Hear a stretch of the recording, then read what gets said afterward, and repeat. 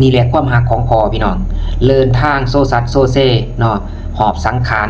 ไปเฝ้าลูกอยู่หน้าถ้ำเนาะโดยความเป็นห่วงเป็นใยและก็มีความหวังว่าสิพ่อลูกในสักวันเนาะพี่น้องเนาะเพราะว่าลูกจะอยู่ในสภาพใดก็แล้วแต่เนาะจะยังมีชีวิตอยู่หรือบ่มีชีวิตอยู่ก็ต้องการที่จะพบหน้าลูกให้ได้เนาะพี่น้องเนาะพอเราก็ค่อนข้างว่าอายุแก่หลายเติบเนาะแต่ว่าพายกระทงเลินโซซัดโซเซขึ้นไปนั่งอยู่ปากถ้ำรอคอยถ่าดูพี่น้องอันนี้แหละคือความหักของพ่อที่มีให้ดูเนาะพี่น้องเนาะกินบ่ได้นอนบ่หลับเพราะคิดฮอดลูกลูกติดถ้ำเป็นเวลานานเติบแล้วพี่น้องบ่ฮู้ชะตากรรมบ่ฮู้ว่าสิเป็นแนวใดเนาะพี่น้องและติดตามชมนํกันว่าสิเป็นแนวใดเนาะพี่น้องกราบสบายดีพ่อแม่พี่น้องมื้อสุขผู้สุขคนเนาะพี่น้องพบกับข้าพระเจ้าเส้นเก่าเส้นเคยพี่น้องบ่าวบันดอนเนาะมื้อนี้บ่าวบันดอนมีเรื่องเล่าที่จะมาเว้าสู่พี่น้องได้ฟังอีกเนาะเกี่ยวกับเหตุการณ์ที่ว่าคนติดถ้ำ7คนนั่นแหละพี่น้องที่ตอนนี้ก็ได้ถือการช่วยเหลือไปแล้ว5คนแต่ยังอีก2คนที่ยังติดถ้ำอยู่รวมมื้อที่ว่าติดเนาะก็เป็น10ปลายวันเกือบ20วันนะพี่น้องสิฮอดขวบเดือนเลยพี่น้องเอ้ยบ่ฮู้ชะตากรรมว่าสิเป็นแนวใดเนาะที่ว่ายังติดอยู่2คนนั่นพี่น้องประเด็นที่เบาบันร้อนอยากมาเว้าในมื้อนี้ก็คือเบาบันร้อนได้ไปเห็นเนาะไปเห็นภาพวิดีโอที่ว่าพ่อหั่นนะพ่อหั่นเฒ่าๆงกๆเงินๆนะพี่น้องไหลหอบสังขารเกียมทงเกียมไทยเนาะพี่น้องเนาะพายกระเป๋าแบบบ้านนอกเฮาแหละพี่น้องแบบไปสวนไปไฮหั่นแหละพายกระเป๋าอาจสิถือเขาถือน้ำมาแล้วพี่น้องเอ้ยเป็นเสบียงอาหารเนาะโซซัดโซเซขึ้นไปซ่องอยู่หน้าถ้ำพี่น้องเอ้ยคล้องค่อยถาลูกชายที่ติดถ้ำนะพี่น้องก็คือครอบครัวนึงหรือว่าพอของผู้ที่ว่าติดถ้ำหนึ่งใน2คนที่ติดถ้ำนะพี่น้องมีพ่อใหญ่อันนึงเนาะที่ว่าเป็นพ่อของผู้ที่ติดถ้ำนะพี่น้องเพิ่นก็ไล่โซซัดโซเซหอบสังขารนะว่าง่ายๆซะหอบห่างกายที่อ่อนล้าหอบห่างกายที่ว่าบ่มีเหือมีแห้งอะไรพี่น้องขึ้นไปเนาะขึ้นไปนั่งเฝ้าอยู่หน้าถ้ำทาลูกพี่น้องเอ้ยรวยความหักความแพงหย่อนความเป็นห่วงเป็นใยลูกเนาะอันนี้คือความหักของพ่อของแม่ที่มีให้ลูกเนาะพี่น้องเนาะลูกบ่ฮู้ว่าชะตากรรมของลูกนี่สิเป็นแนวใดบัดนี้หันบ่าวบ้านร้อนเห็นแหละก็ซาบซึ้งใจพี่น้องเอ้ยมันตื่นตันแบบลักษณะแบบว่าน้ำตามันสิไหลหั่นน่ะพี่น้องด้วยความว่าเฮาเป็นลูกกำพร้าแล้วก็ฟีลหรือความรู้สึกแบบคล้ายๆแบบเดียวกันกับตอนที่ว่าพ่อเนาะพ่อของบ่าวบ้านร้อนเพิ่นได้เสียชีวิตก็คือหายสาบสูญไปในน้ำนะพี่น้องก็คือเพิ่นตายตกน้ำนะพี่น้องเพิ่นเสียชีวิตด้วยการที่ว่าไปหาอยู่หากินเนาะ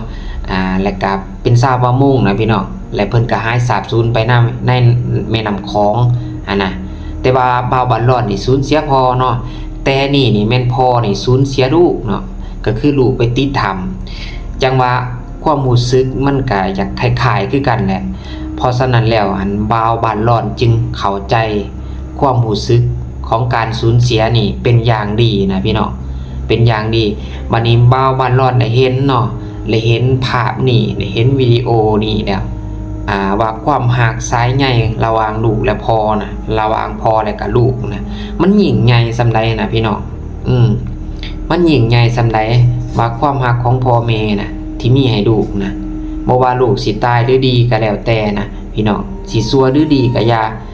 แต่ว่าสายใยของความว่าเป็นพ่อเป็นแม่นี่ตัดบ่ขาดพี่น้องตัดบ่ขาดมันนี่ก็เล่าคือสิแบบว่ากินบ่ได้อยู่บ่เป็นนะพี่น้องคือน้ำลูกน้ำเต้าเนาะพี่น้องเอ้ยบ่เฉพาะเท่านั้นเนาะก็ผู้เป็นเมียเนาะผู้เป็นลูกเป็นเมียก็อยู่บ่ได้กินบ่เป็นคือกัน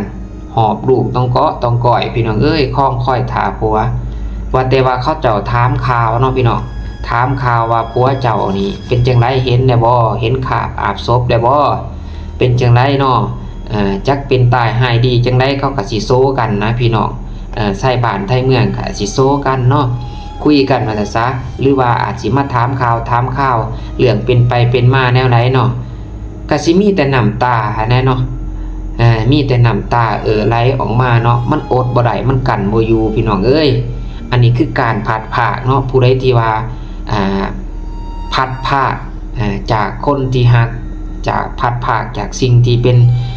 สิ่งที่หวงแหนเนาะพัดภาคจากของอันเป็นที่ฮักเนาะพัดภาคจากของอันเป็นที่ฮักของเฮาไปมันก็สิมีความเสียใจอยู่หั่นแหละพี่น้องแต่ว่า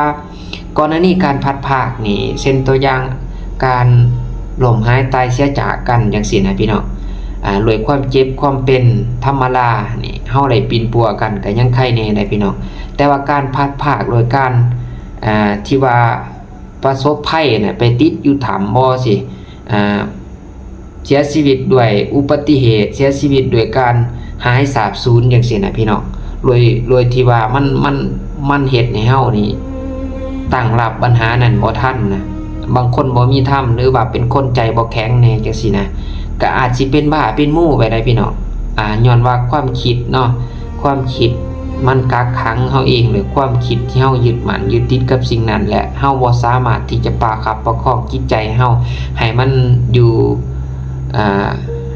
กับสมาธิหรือว่าอยู่กับสติของตัวเองสติบ่อยู่เหนืออยู่กายแล้วว่าซั่นซะคิดหลายก็จะเป็นโรคประสาทเนาะพี่น้องเนาะมันสิเป็นกายวิปริตจิตวิปลาสได้เนาะพี่น้องเนาะคิดหลายนะพี่น้องคิดหลายก็นอนบ่หลับกินบ่เป็นนั่งบ่อยู่กับบอนกับทีนะพี่น้องย้อนความหัก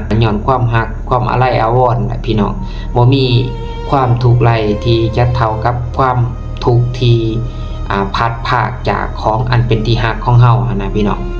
อันนี้คือสัจจะความเป็นจริงของโลกมนุษย์นะพี่น้องอันนี้บ่าววันร้อนมาเห็นภาพนี้แล้วก็สงสารพี่น้องเอ้ยอีต้นสงสารนะเพื่อนมนุษย์ว่ามันก็มีแบบนี้เนาะจะเป็นกรรมเป็นเวรอีหยังเนาะพี่น้องเอ้ยก็มีแต่ภาวนาเนาะว่าให้เขาเจ้าพบพ่อไวๆเนาะบ่ว่าจะพบพ่อแบบโตเป็นหรือว่าสิพบพ่อแบบลักษณะแบบใดก็แล้วแต่เนาะแต่ลึกๆในจิตใจก็แม่นอยากให้เขาเจ้ารอดชีวิตนั่นแหละเนาะขอให้ปาฏิหาริย์มีจริงนั่นแหละเนาะพี่น้องเอ้ยเขาออกมาจากทำจากเฮลเนาะอย่างปลอดภัยเนาะพี่น้องเอ้ยแล้วบ่าววันร้อนมื้อนี้สิมาเว้าเรื่องว่าคนเฮานี่นะถ้าบ่ได้อยู่กินข้าวกินน้ำนี่นะมันบ่ตายง่ายเลยพี่น้องบ่ตายง่ายถือว่าอยู่ได้เป็นเดือนถ้าบ่ได้กินข้าวนี่นะพี่น้องร่างกายอาจสิพร้อมเหลืองขาดสารอาหารไปแน่เนาะพี่น้องแต่ว่าบ่ถึงขั้นว่าตายเพราะว่าสารอาหารเนาะธาตุอาหารของเฮาหั่นนะพี่น้องที่มันอยู่ในร่างกายของเฮามันสิรูดซับเอาส่วนอื่นๆเขาอยู่ในร่างกายของเฮาออกมาใส่เนาะพลังงานอื่นๆในร่างกายของเฮาออกมาใส่เนาะและก็เฮ็ดให้ต้นตัวเฮาหันพร้อมเหลืองแล้วก็จอยพร้อมแล้วว่าซั่นซะต่อจากนั้นก็ยืดชีวิตของเฮาไหลเป็นเดือนแต่ว่าต้องไหลกินน้ำได้พี่น้องต้องไหลดื่มน้ำถ้าปราศจากน้ำก็บ่ได้อีกหั่นนะพี่น้องต้องไหลดื่มน้ำถ้าบ่ได้ดื่มน้ำนี่แม่นไปไว้ปกติบ่ได้กินข้าวก็อยู่ได้เป็นเดือนเนาะตัวอย่างว่าคันบ่ได้ดื่มน้ำอีกก็ได้อยู่ประมาณครึ่งเดือนหรือ9วัน10วันเท่านั้นอาจสิไปก่อนเนาะพี่น้องเนาะอันนี้คือธรรมศาสตร์ของมนุษย์อันนี้ถือการเว้ามาโดยการมีหลักฐานโดยการที่ว่าแอบอิงอาศัยวิทยาศาสตร์เนาะบ่แม่นเว้าขึ้นมาลอยๆนะพี่น้องก็คือผลการวิจัยหรือว่าผลการศึกษาเพิ่นได้เว้าไว้นะพี่น้องหลายทีหรือว่าบ่าวร้อนได้ไปศึกษาค้นคว้ามานะพี่น้องบ่าวท้องร้อนได้ไปศึกษาค้นคว้ามาก็คือมนุษย์เฮานี่มีโอกาสรอดชีวิตเนาะไหลสูงเนาะเพราะว่าร่างกายมีกลไก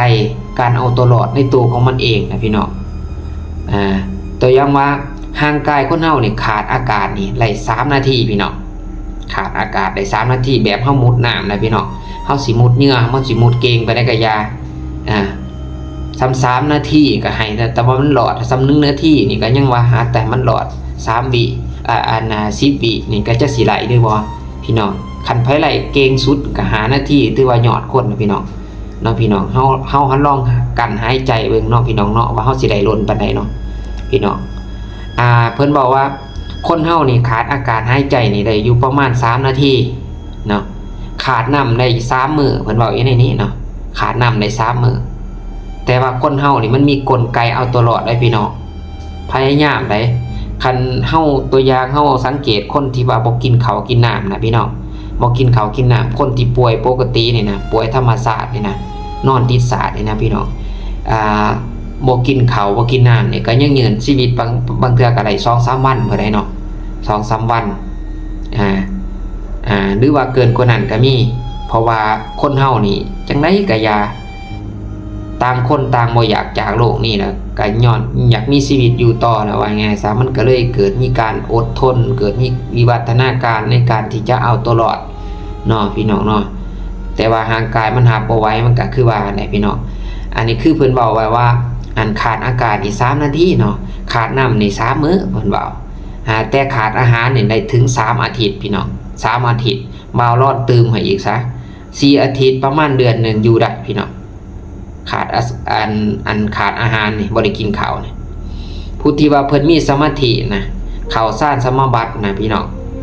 เป็นกรรมฐานเนาะเป็นพระอรหันต์ที่เพิ่นเข้าฌานสมาบัติเพิ่นมีสมาธิเพิ่นมีความเอิบอิ่มกับสมาธินะพี่น้องเพิ่นเข้าไปสู่สมาธิขั้นเลิกนะพี่น้องบอกง่ายๆซะเพิ่นจะบ่ได้กินข้าวกินน้ำเพิ่นอยู่หลายเป็นเดือนนะเป็นเดือนบ่เป็นหยังพี่น้องบ่เป็นหยังแล้ววิธีการทางวิทยาศาสตร์ก็แม่นหรือว่าทางพุทธศาสนาน่ะถ้าบ่ได้กินน้ำมันจะมีลักษณะมีวิธีการคือเอาอากาศเป็นน้ำแทนนะพี่น้องเพราะว่าในอากาศของเฮานี่มันสิมีธาตุลิ้นน้ำลมไฟมีไว้ล่ะพี่น้องอยู่ในอากาศมันมีความสุ่มซื่นอยู่ในตัวของมันนะพี่น้องแบบเฮาต้มน้ำนะพี่น้องมันก็ระเหยอายเกินไปมันก็มีน้ำอยู่ในอากาศที่เฮาหายใจมันมีความสุ่มซื่นมีองค์ประกอบของมันถ้าซั่นต้นไม้ใบหญ้ามนุษย์มันก็อยู่ลำรงโตอยู่บ่ได้ในโลกใบนี้มันมีส่วนองค์ประกอบของมันธาตุดินน้ำลมไฟนะพี่น้องอันนี้ก็บ่ขอขยายความไปไกลเนาะพี่น้องแต่ว่าคนเฮาขาดอาหารนี่อยู่ไรอยู่ประมาณ3-4 อาทิตย์พี่น้องและฉะนั้นติดในกรณีผู้เขาเจ้าติดถ้ำนะพี่น้องเป็นเวลา16มื้อแหละ17 18 19 20แล้วล่ะพี่น้อง20แล้วอีกทิศ2ทิศก็ฮอดเดือนพี่น้องเอ้ยตั้งแต่วันที่18พุ่นเขาเจ้าเข้าไปเนาะแต่เฮาสิบ่นับวันที่18ก็เข้าไปที่18 19 20ก็ผู้ที่อาหารเบิดเนาะตั้งแต่วันที่20วันที่21 22วังแล้วไปพุ่นพี่น้องอันนี้มันก็ฮอดวันที่14แล้วพี่น้อง14ได้พี่น้องรวมทั้งมื้อนี่ก็บ่ต่ำกว่า20วันนะพี่น้องแล้วผู้ที่ติดถ้ำอยู่หั่นยัง2คนที่ออกมาบ่ได้บ่ฮู้ชะตากรรมบ่ฮู้ว่าเป็นแนวใดเนาะพี่น้องบ่ฮู้ว่าเป็นแนวใดแล้วคันถ้ำมีน้ำเนาะถือว่ายังมีชีวิตอยู่บ่ตายพี่น้องบ่ตายยังมีชีวิตอยู่ถ้าว่าไหลดื่มน้ำแต่ว่าขาดแต่อาหารไหนอยู่ไหลพี่น้องแต่มันหาบาววันรอดไหนคิดว่าถ้าหายใจบ่ได้เด้พี่น้องแน่นอนว่าอันความแจ้งความสว่างนี่บ่ต้องเว้าถึงพี่น้องคันว่าไฟโคมหรือว่าไฟสายที่เขาจะเอาเข้าไปนะถ้ามันเบิดแบตนะพี่น้องมันคือสิบ่เห็นหุงหยังดอกพี่น้องเอ้ยมือตื้อๆแหละคือซีเมนต์2มือนี่คันว่าอยู่นำกันกับซีเมนต์กอดกันนะ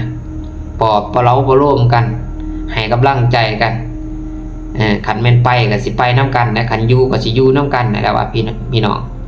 แต่ว่าหวังอย่างยิ่งว่ามันก็น่าจะมี2อากาศเข้าไปอยู่เนาะมี2อากาศเข้าไปอยู่ น่าจะหายใจได้อยู่คันว่าหายใจบ่ได้ก็แม่น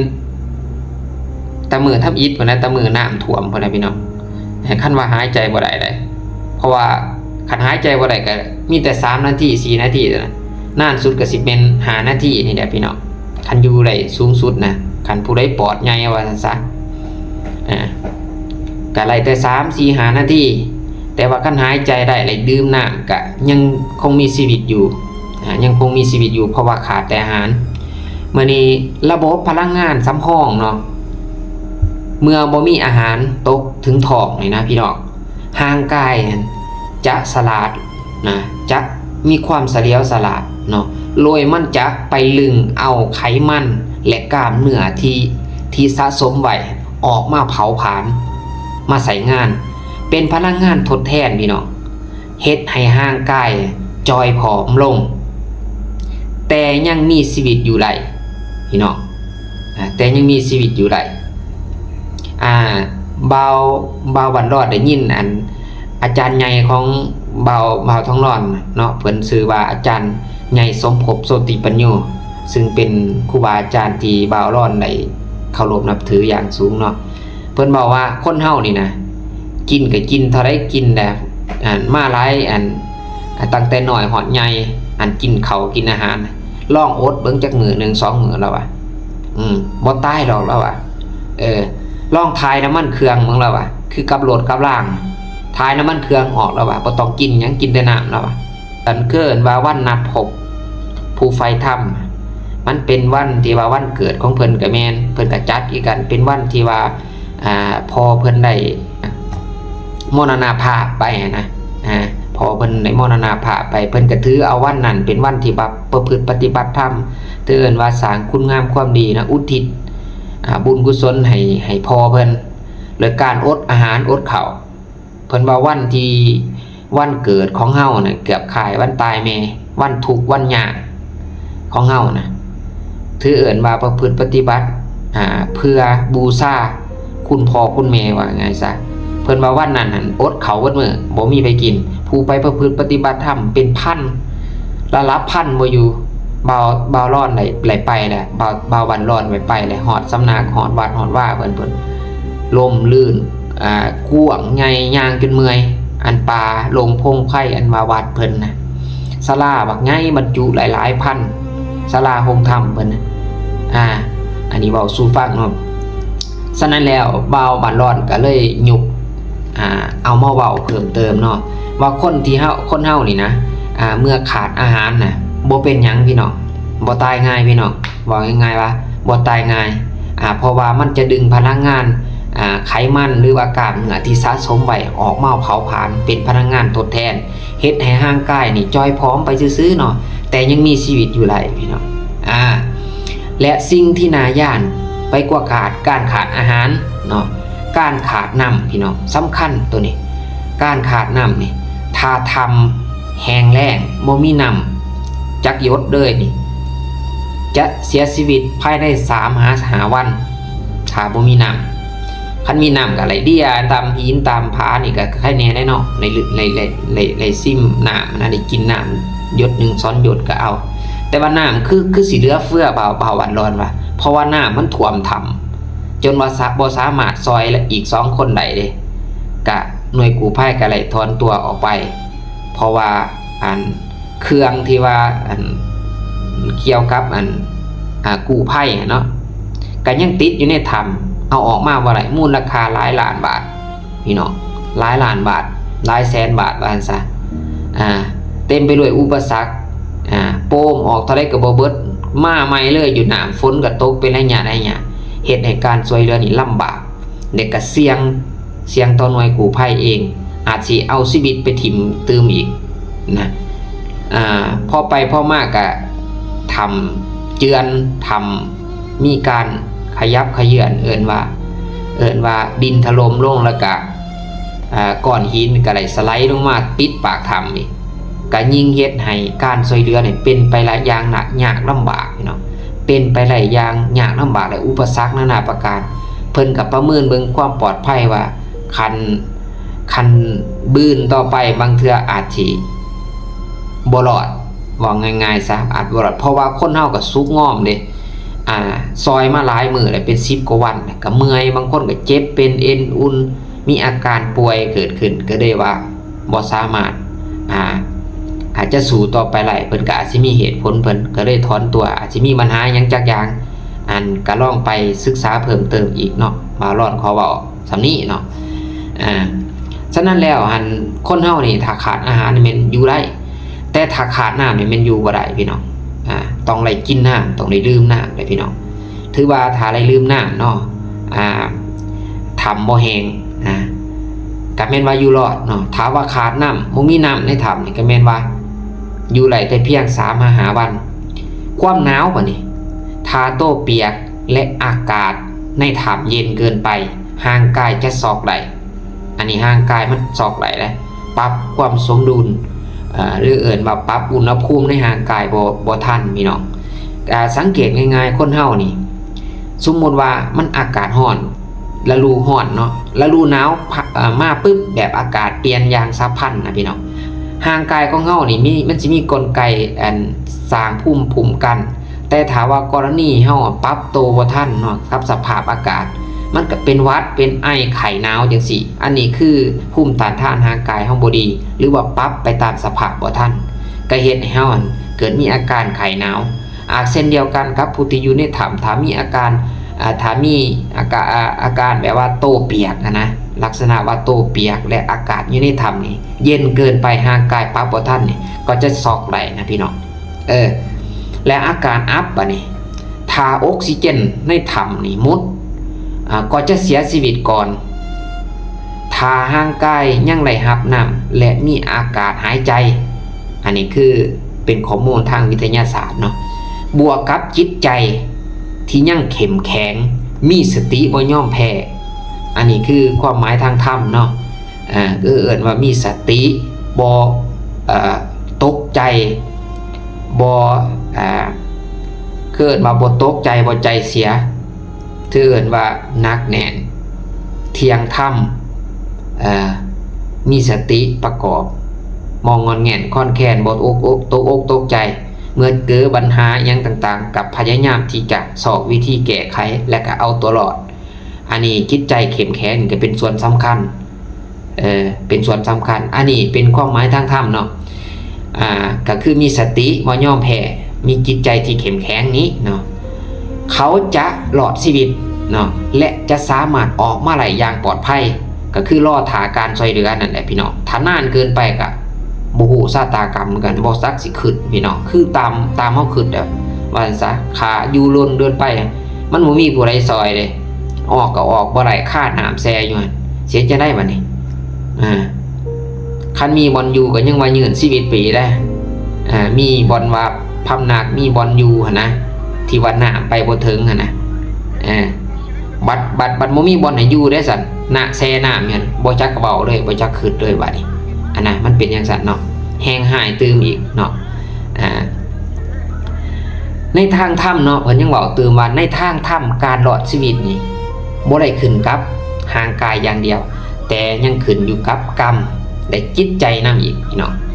ย้อนบุญย้อนบาปย้อนกรรมย้อนแนวใดก็แล้วแต่เลยพี่น้องบุญเขาเจ้ามาฮอดหั่นเนาะบุญหรือว่ากรรมนั่นแหละกรรมก็แปลว่าการกระทำการกระทำในอะไรก็ย้อนว่าเขาไปทำมาแล้วออกบ่ไรนะก็ย้อนเป็นต้นเหตุของการมีชีวิตสั้นแล้วว่าไงซะออกบ่ไรได้ซะคันบ่เขาไปก็บ่เป็นก็บ่เกิดเหตุนั้นขึ้นเนาะก็ย้อนกรรมย้อนเวรย้อนกรรมย้อนบุญเข้ามาหอดหันบอกง่ายๆว่าซะบอกแบบภาษาบ้านเฮานะบุญกรรมเขาบ่หอดหันและคันว่าเขาออกมาบ่ไรเนาะพี่น้องทางถ้ำเนาะทางถ้ำจิตเป็นนายเพิ่นบอกว่าจิตเป็นนายกายเป็นบ่าวถ้าผู้ที่ติดถ้ำมันมีสติบ่ตื่นตกใจและเฮ็ดสมาธิจะช่วยหลายๆเพราะการนั่งสมาธิจะเฮ็ดให้หายใจช้าลงบ่ตื่นเต้นบ่ตกใจเฮาสิเคยตกใจเจอเหตุการณ์อีหยังจังอย่างนึงเนาะตัวอย่างไปเฮ็ดความผิดมาบ่จังซี่ย่านเขาจับได้จังซี่นะลักษณะแบบเฮ็ดอิหยังผิดพลาดอย่างหายแห้งสิเนาะ หรือว่าย่านยังสิ่งใดสิ่งหนึ่งจังซี่นะมันสิเกิดมีลมหายใจกระท่อนกระแท่นหรือหายใจสั่นถ้ามีสมาธิถ้ามีสติประกอบอย่างหนักแน่นมันจะมีลักษณะแบบว่าหายใจหันช้าลงและก็เสถียรว่าเสถียรเฮ็ดหยังก็มีข้อผิดพลาดหน่อยอันนี้คือว่าคนมีสมาธิบ่ตกใจมีสติจะซวยหลายๆเพราะการนั่งสมาธิจะเฮ็ดการทำสมาธิหรือว่าบ่ถึงขั้นว่านั่งก็ได้สิยืนสินั่งสินอนสิเฮ็ดแนวใดก็แล้วแต่การมีสติประกอบมีสมาธินี่แหละจะเฮ็ดให้การหายใจนี่ช้าลงห่างกายใส่พลังงานน้อยลงจะใส่พลังงานน้อยลงและประหยัดออกซิเจนในถ้ำไหลเป็นอย่างดีเนาะผลของกรรมและอายุไขทาบุญกุศลอันนี้บอกในมุมของอันพุทธศาสนาเนาะบอกในมุมของกรรมหรือว่าอายุเนาะอายุไขหรือว่าบุญเฮาแหละกรรมบุญของเฮาแหละถ้าบุญกุศลยังมีและยังบ่ทันหมดอายุไขยังบ่ถึงขาดเนาะวิบากกรรมที่กักขังนั่นก็จะหมุดลงเนาะและมีเหตุให้คนเข้าไปช่วยเหลือหลายท่านเวลาก็คือพุทธศาสนาเฮานี่สอนในเรื่องหลักเหตุหลักผลสอนในเรื่องกรรมก็คือเฮ็ดดีได้ดีเฮ็ดชั่วได้ชั่วสินะตีความหมายให้แตกหลายมันเว้าสั้นๆแล้วก็เว้าเล่นมาต่อแย่มาเล่นซอยก็คืออาจสิเคยไปเหตุกรรมสิ่งใดสิ่งหนึ่งเคยทรมานสัตว์บ่เคยทรมานบุคคลอื่นเบียดเบียนเขาเจ้าสินะแต่ศาสตร์ปางกรศาสตร์ไรก็แล้วแต่อันนี้เป็นความเชื่อเด้อตรงจุดจงใส่วิจารณญาณในการรับชมรับฟังพี่น้องก็คืออาจจะไปกักขังยึดเหนี่ยวเขาเจ้าทรมานจิตใจเขาเจ้าจังซี่ก็เอิ้นว่าการเบียดเบียนเนี่ยบ่หมายความว่าเบียดเบียนแต่คนอื่นนะเบียดเบียนตนเองก็แม่นงอนใส่คนหักบ่สิเครียดใส่คนเครียดซุมื้อนี้หรือเดืออกตกใจแนวใดแนวหนึ่งกักขังตัวเองก็เป็นการยึดเหนี่ยวจิตใจตัวเองที่ว่าเป็นการกักขังตนเองคือกันเป็นการทำลายตัวเองคือกันเป็นการทำลายตัวเองการทำลายคนอื่นการกักขังยึดเหนี่ยวจิตใจของคนอื่นนะมันมีกรรมต่อยอดมาจนถึงศาสตร์ปัจจุบันนะแล้วกรรมตัวนี้มันส่งผลให้เฮาเกิดมีการไปถามไปเฮลและไปถือกักขังคือว่าผลของกรรมอาจที่เคยไปกักขังสิ่งใดสิ่งหนึ่งบ่ยึดเหนี่ยวเขาเจ้าเนาะสิเป็นสัตว์หรือเป็นคนก็แล้วแต่เคยสร้างกรรมตัวนี้มานะว่ายังไงซะเนาะก็เลยเกิดเหตุว่าเกิดมาศาสตร์นี่ก็เลยว่าไปถือกักขังผู้ที่ถือกักขังหาคนน่ะอาจสิทรมานไปประมาณมื้อนึงเนาะกรรมเบิดเพียงหันเนาะกรรมมันเบิดเพียงหันก็เลยรอดชีวิตไปแต่ผู้ที่2คนนี่ยังบ่ทันออกมานี่ก็อาจสิถือกรรมหนักเนาะคล้ายๆคนเฮาถือโทษนะพี่น้องคดีหนักคดีเบาคดีบ่เบาก็สิออกมาไว้คดีที่ว่าหนักหรือว่าโทษหนักก็สิอยู่ยาวบางคนก็ตลอดชีวิตก็ว่ากันไปเนาะถึงขั้นประหารชีวิตก็ว่ากันไปลดโทษลดเบาลงมาก็อาจสิเหลือหน่อยเนาะพี่น้องเนาะโทษหนักโทษเบาอันนี้เปรียบเทียบให้ฟังเนาะพี่น้องเว้าเรื่องบาปเรื่องบุญหรือเรื่องอายุไขเรื่องวิบากกรรมเนาะถ้าว่าวิบากกรรมการกักขังหันมุดลงหรือว่ามุดลงก็จะมีเป็นเหตุให้เกิดมีการว่ามีคนไปช่วยอะไรท่านเวลาบ่เสียถึงขั้นเสียชีวิตนะก็รอดตายออกมาเนาะพี่น้องเนาะรอดตายอย่างวุดวิดว่าซั่นซะมันนี่กำลังใจจากความดีเนาะการคิดถึงสิ่งศักดิ์สิทธิ์เนี่ยก็นี่เป็นกลอุบายอันนึงอีกได้หรือคิดถึงพ่อแม่ก็เป็นแห่งบันดาลใจอีกแบบหนึ่งเนาะแบบคนตกทุกข์ไรยากเนาะไปลบไปแต่กุยคนเฮาสิมีความเสื่อมีเรื่องรากเครื่องรากของขังเป็นสิ่งที่ยึดเดี่ยวจิตใจบ่มีหยังทั้งหมดทั้งสิ้นไล่แต่ฝ่ายผูกแขนอีพ่ออีแม่ผูกให้แต่ว่ามีสิ่งใดสิ่งหนึ่งที่เป็นตัวแทนของเพิ่นที่เพิ่นให้เฮาอันนั้นก็เป็นสิ่งที่ยึดเหนี่ยวจิตใจเฮ็ดให้เฮามีพลังใจอีกแบบหนึ่งเนาะก็นุบถึงบุญคุณของอีพ่ออีแม่มาปกปุ่มคุ้มครองรักษาเนาะให้รอดจากเครือข่ายศัตรูจังซี่นะแบบอ่อนวอนเนี่ยว่าง่ายซะคือเห็นพ่อคือเห็นแม่น่ะสิ่งศักดิ์สิทธิ์สิเชื่อว่าสิคุ้มครองเฮาอีกคุณครูบาอาจารย์จังซี่นะพี่น้อง กับเป็นกลอุบายหนึ่งเฮ็ดให้เฮามีกำลังใจนะเฮ็ดให้เฮามีกำลังใจเรื่องที่ว่าสิเห็นเรื่องที่ว่าสิเรื่องที่ว่าจะมีอันทรัพย์คุณมีอันพุทธคุณหลายหน่อยสำใดสิศักดิ์สิทธิ์หรือบ่ศักดิ์สิทธิ์อันนี้เป็นความเชื่อส่วนบุคคลแต่ว่าการที่เฮาคิดแบบนี้มันก็เป็นแรงบันดาลใจเป็นเฮ็ดให้เฮาเกิดมีแรงนะมีแรงใจว่าเฮามีเครื่องยึดเหนี่ยวจังซี่นะพี่น้องเครื่องยึดเหนี่ยวแล้วก็คือเห็นพ่อคือเห็นแม่เนาะอาจสิคือเห็นลูกเห็นเมียก็แล้วแต่แหละอันที่ว่ามันเป็นแรงเฮ็ดให้เฮามีแรงสู้ที่อยากให้มีชีวิตรอดต่อไปเพื่อสิกลับไปหาครอบหาครัวอาจสิเฮ็ดให้เฮามีกำลังใจหลายเนาะเป็นแรงใจเฮาหลายคือเอิ้นว่าเป็นพนักงานล้านบวกนะที่ประคับประคองให้จิตใจของเฮาบ่ให้ท้อถอยคือเอิ้นว่าท้อหลายแต่อย่าถอยนะพี่น้องหรือถอดใจยอมแพ้ไปก่อนต้องพยายามกูจะไล่กูก็ต้องเอารอดออกจากถ้ำนี่ให้มันไหลรอถ่ายคนมาซอยผู้อยู่หอดเรือนก็อย่าเขาต้องมีคนรอคอยพยายามซอยเรือเฮาแหละหรือถ้ามันถ้ามันสิบ่รอดก็เฮาได้เฮ็ดทุกความสามารถแหละยื้อชีวิตตัวเองไว้เพื่อรอโอกาสให้คนมาซอยจังซี่นะอันนี้เป็นเทคนิคหรือว่าเป็นวิธีการที่ว่าถ้าคนมีสมาธิถ้ามีคนมีสติประกอบเนาะบ่ตกอกตกใจเกินไปวิธีนี้เป็นวิธีที่ดีที่สุดและก็เป็นวิธีที่ถูกต้องพี่น้องเอิ้นว่าจิตใจต้องมาก่อนเนาะคือเอิ้นว่าจิตเป็นนายกายเป็นบ่าวเนาะจิตใจต้องมาก่อนอื่นใดสิ่งใดทั้งหมดทั้งมวลเนาะพี่น้องเนาะกำลังใจนี่สำคัญอันนี้คือบาลอนเว้าเหตุผลให้ฟังเนาะเว้าเรื่องคนติดถ้ำที่ยังอยู่ในถ้ำนี่2คนที่ยังบ่ทันสามารถช่วยออกมาได้ในปัจจุบันนี้ทาง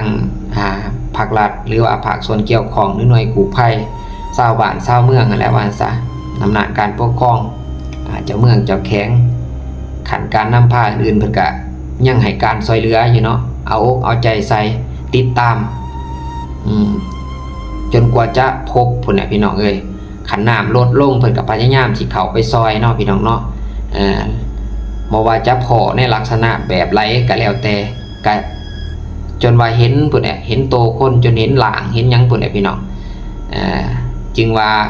จบภารกิจพี่น้องเอ้ยก็ขอเอาใจซอยเนาะพี่น้องบ่าววัดร้อนกะขอเอาใจซอยเพิ่นเนาะพี่น้องคือเอิ้นว่าเพื่อนมนุษย์ร่วมโลกร่วมศาสตร์ซะเฮาเห็นเขาถูกชะตากรรมถูกประสบภัยแนวนี้เนาะเฮาถือไผก็บ่ดีเนาะพี่น้องเนาะเบิ่งแต่ลูกเมียเนาะอุ้มลูกไปเฝ้าหน้าถ้ำเนาะอุ้มลูกต้องต้อยไปเฝ้าหน้าถ้ำคู่มือไปเฝ้าอยู่หน้าถ้ำคองค่อยท่าผัวด้วยความอาลัยอาวรณ์ให้อยู่คู่มือน้ำตาหันคันแม่นมันตรงคันแม่นมันโตมาตรงไว้คือสิหลายๆคุกแหละพี่น้องเอ้ยนี่แหละน้ำตาแห่งความทุกข์เกิดมาแล้วก็มีความทุกข์มีความผัดผากมีความผัดผากจากกันบ่ได้ลังอกลังใจนี่ก็เป็นทุกข์เพราะแห้งนะพี่น้องเอ้ยบ่จากกันตอนเป็นก็จากกันตอนเสียชีวิตได้พี่น้องเอ้ยมันสิว่าแนวใดนี่แหละเกิดว่าเกิดแก่เจ็บตายเพิ่นว่ามันเป็นธรรมศาสตร์มันเป็นธรรมลาของมนุษย์พี่น้องเอ้ยจังได๋ก็อย่าเนาะพี่น้องเนาะขอให้เพิ่นพบ2คนที่ติดถ้ำนี้ไวๆเนาะพี่น้องเนาะขอให้เพิ่นได้เห็นหน้าลูกหน้าเมียแม้แต่ว่าเมียผู้เป็นพ่อเป็นแม่หรือว่าครอบครัวก็ให้เห็นลูกเห็นเต้าไวๆเนาะพี่น้องเนาะผู้ที่ติดถ้ำเนาะที่ว่ายังบ่ทันเห็นเนาะที่ยังบ่ทันเห็นยังติดอยู่2คนนั้นเนาะก็ขอให้เพิ่นพบพ่อไวๆเนาะพี่น้องเนาะอีตนสงสารเนาะพี่น้องเนาะก็คือพ่อแหละต้องต่อยเนาะอายุนี่สิบ่ต่ำกว่า70กว่าขึ้นไปแหละพี่น้องเอ้ยแอวจนกอมพี่น้องย่างโซซัดโซเซถือเขาถือน้ำคือสิแม่นในกระทงเราถือไม้กระเท่าซักไปเอาว่าไปนั่งอยู่ปากถามข้องค่อยทาดูกินบ่ไหลอยู่บ่เป็นนอนบ่หลับแหละที่บ่เห็นหน้าดูเนาะพี่น้องเนาะข้องค่อยทาดูอันนี้แหละคือความเป็นห่วงเป็นใยความหาของพ่อของแม่พี่น้องเอ้ยเห็นแล้วก็เกินคำสิบรรยายพี่น้องให้ภาพอันบรรยายเอาเองเนาะพี่น้องเนาะหรือว่า เสียงเว้าเสียงว่าของบ่าวบันดอนนี่เว้าไปแล้วให้ทุกคนพิจารณาว่าเป็นแนวไหนเนาะผู้ใดที่ว่ามีลูกมีเต้าก็สิเข้าใจความรู้สึกนี้เนาะหากลูกหากเต้านี่ถือว่าที่สุดแหละผู้ที่เป็นพ่อเป็นแม่เนาะพี่น้องเนาะดีกับลูกโตชั่วกับลูกโตอันนี้ก็เอิ้นว่าจิตใจของผู้เป็นพ่อเป็นแม่เนาะพี่น้องเนาะสำหรับคลิปนี้เนาะที่บ่าวบันดอนได้เว้ามาก็ถือว่าสมมาภาคควรเนาะ